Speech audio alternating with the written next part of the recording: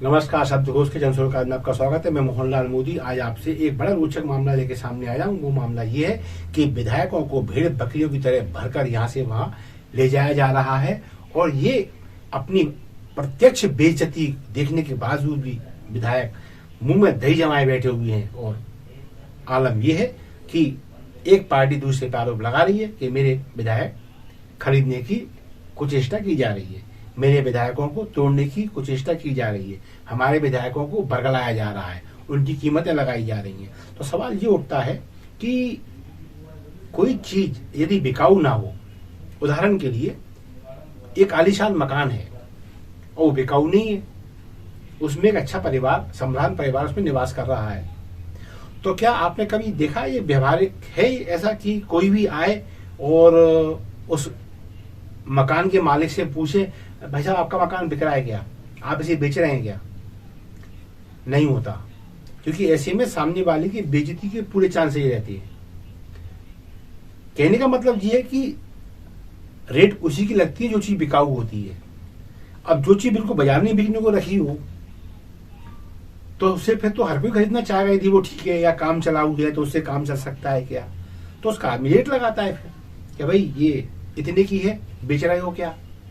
और विधायकों के मामले में ये है कि यदि पार्टियों की माने तो विधायक खुद ही बिकाऊ है, और जब खुद ही बिकाऊ है विधायक तो उनको फिर भावमोल करने की जो भी खुली छूट है, फिर यदि वो ऐसा करते हैं तो फिर पार्टियों का जो आरोप रहता है, भाई उनकी पार्टियां तो कहती हैं कि हमारे विधायकों को तोड़ा जा रहा है, इसका मतलब आपके विधायक बिकाऊ है, आपके विधायक अविश्वसनीय है, उन पर भरोसा करना बेकार है। और जिन पर भरोसा करना बेकार हो उन विधायकों के लिए रोना पीटना क्यों, छाती क्यों पीटना। जैसे अरविंद केजरीवाल जी ने कहा कि मेरे विधायकों का रेट लगाया 25-25 करोड़। ये बात अलग है कि अब पुलिस पूछ रही है कि बताओ, कार्रवाई करें, हम नाम बताओ किसने प्रलोभन दिया, और वो बताओ 7 जिनका आप नाम ले रहे हो कि इनके 25-25 करोड़ लग गए, वो सामने बताओ, तो वो अब नजारत है। लेकिन ये बात सत्य है कि विधायकों की स्थिति भेड़ बकरियों की ऐसी हो गई है। अभी देखा हमने झारखंड में जब हेमंत सोरेन की सरकार चली गई और फ्लोर टेस्ट में जब एक अवधि शेष रह गई तो कांग्रेस और झारखंड मुक्ति मोर्चा के विधायकों को भर के हैदराबाद भेजना पड़ गया। डर था कहीं सामने वाले उनके विधायकों को काट के अपनी सरकार ना बना ले। तो सामने वाले की तो बेईमान प्रवृत्ति है, ये आपने हमेशा कहा है, लेकिन आपके अपने विधायकों पर भी तो आपका विश्वास है कि ये वहां भाग ना जाए। तो कुल मिला के ये हुआ कि ये जो अपने आप को दूध का धोला बोलते हैं, तो ये खुद भी दूध के धोले नहीं है और इनके विधायक भी अविश्वास के दायरे में है। अभी बिहार में देखें, नीतीश ने पलटा खाया है, बहुमत क्लियर है एनडीए का, लेकिन कांग्रेस को खतरा सता रहा है कहीं मेरे विधायक न टूट जाए। क्यों? राष्ट्रीय जनता दल और कांग्रेस इन दोनों का भविष्य गड़बड़ दिखाई दे रहा है लोगों को, तो उनको लगता है कि सरकार के चक्कर में साला विधायक भाग जाए। तो खोट किसका? भाई जीते हुए विधायक किसी पार्टी के पास चलकर आ रहे हैं तो उसमें उसका क्या नुकसान है, लेकिन जिसके यहां से जीते हुए जा रहे हैं वो अपनी गिरबान में झांकी क्यों नहीं देखता कि मुझ में क्या खोट है, मुझे छोड़ के लोग क्यों जा रहे हैं। और दूसरी बात, वो जो जा रहे हैं यदि वो बिके भी जा रहे हैं तो इसका मतलब वो बिकाऊ है, उन पर भरोसा किया जाना उचित नहीं है। क्यों? दो में से एक बात तो है, झारखंड मुक्ति मोर्चा के और कांग्रेस के झारखंड से हैदराबाद भेजे गए और बिहार से कांग्रेस के हैदराबाद भेजे गए।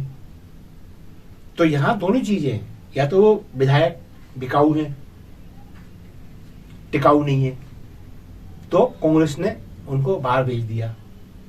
भाई यदि वो अडिग हो और टिकाऊ हो और बिकाऊ ना हो तो भले ही वो नीति से लग के सामने घूमे, कौन माई के दाल उनको खरीद सकता है, कौन तोड़ सकता है, लेकिन नहीं, वो बिकाऊ हैं, वो टिकाऊ नहीं है।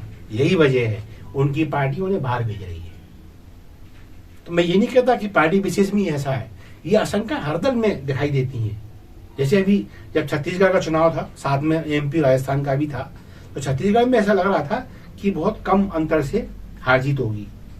तो जब अंतर कम होता है ना, तब तोड़फोड़ की गुंजाइश बढ़ जाती है। तो सुना है वहां पे 3 चार्टर्ड प्लेन बुक हो गई थी। काय के लिए? कि जैसे ही दिखेगा कि स्पष्ट बहुमत नहीं है और बात तोड़ फोड़ की हो सकती है, तो अपने अपने विधायक भर के छत्तीसगढ़ से बाहर भेज देंगे जहां वो सुरक्षित लगते हैं। और बताया जाता है ये प्लेन भाजपा कांग्रेस दोनों के द्वारा बुक किए गए थे।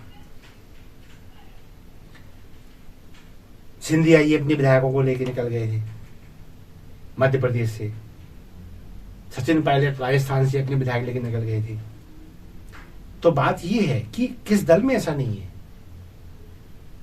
तो बात जब विधायकों की आती है, ये जो कहते हैं हम नीति नियंता है, हम जनसेवक हैं, हम तस्वीर बदलेंगे, तकदीर बदलेंगे अपने प्रदेश की, तुम क्या तकदीर बदलोगे?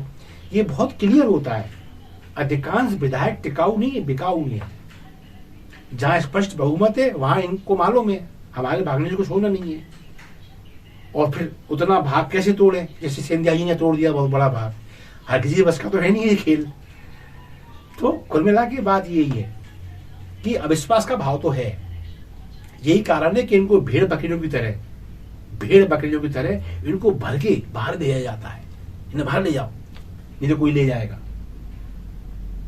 तो कुल मिला के बात यही है, विधायकों के प्रति जो अविश्वास का भाव है ये विधायकों ने स्वयं पैदा किया है।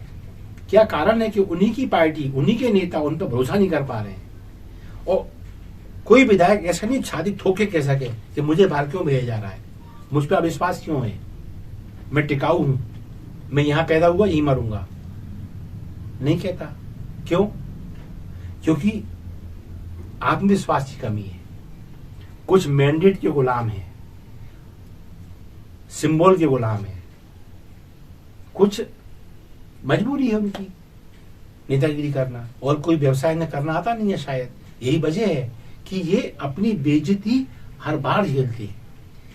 मैं तो कहता हूं कि इससे तो वो गांव की महिला भली जिसके बारे में जिससे मालूम पड़ जाए कि मेरा पति मुझ पे शंका करके मुझे कहीं और भेज रहा है, तो वो पति से लोहा ले ले वो कि तू मुझ पर शंका कर कैसे रहा है, तूने मेरे पे शक कैसे कर लिया। वही विधायक है ये लाखों लोगों के प्रतिनिधि होने का दावा करते हैं और इनकी जद्दोकोड़ी की है कि इनको कूड़े कचरे की तरह भर के इनको बाहर दिया जाता है कि कहीं ये बिकना जाए, कहीं ये टूटना जाए, कहीं ये उठना जाए। तो कुल मिला के बात यही है कि ये स्थिति अच्छी नहीं है।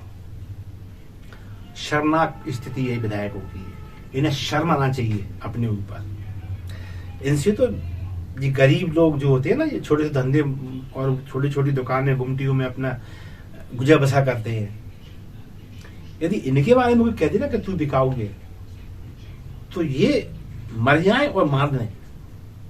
इतना गंदा शब्द है। लेकिन धन्य हमारे यहाँ के विधायक इस भारत के कि इन पे हर साल हर महीने आरोप लगती है। इनकी पार्टी के नेता लगाते हैं, बाहर का नहीं लगाता, इनकी लोग लगाते हैं। हमारे इन विधायकों को खरीदने का प्रयास हो रहा है। हमारे विधायक के इतने रुपए लग गए, मतलब विधायक ना होगा, एक बाजारू क्या शब्द इस्तेमाल करें,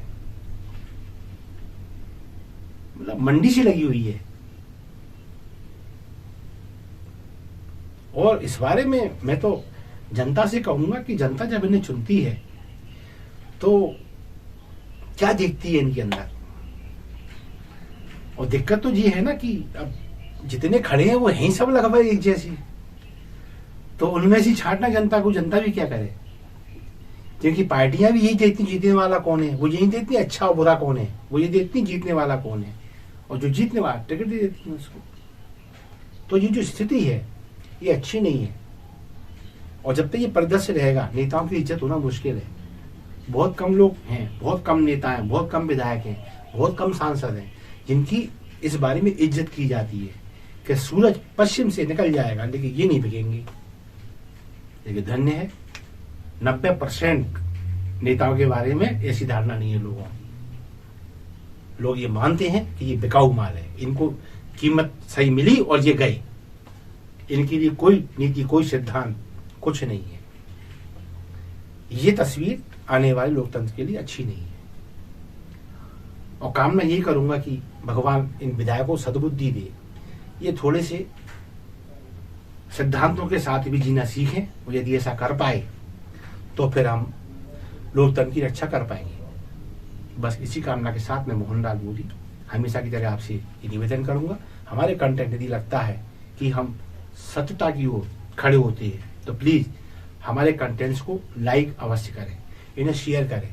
शब्दघोष आपका अपना चैनल है, इसे सब्सक्राइब करना ना भूलें। धन्यवाद। जय हिंद, जय भारत।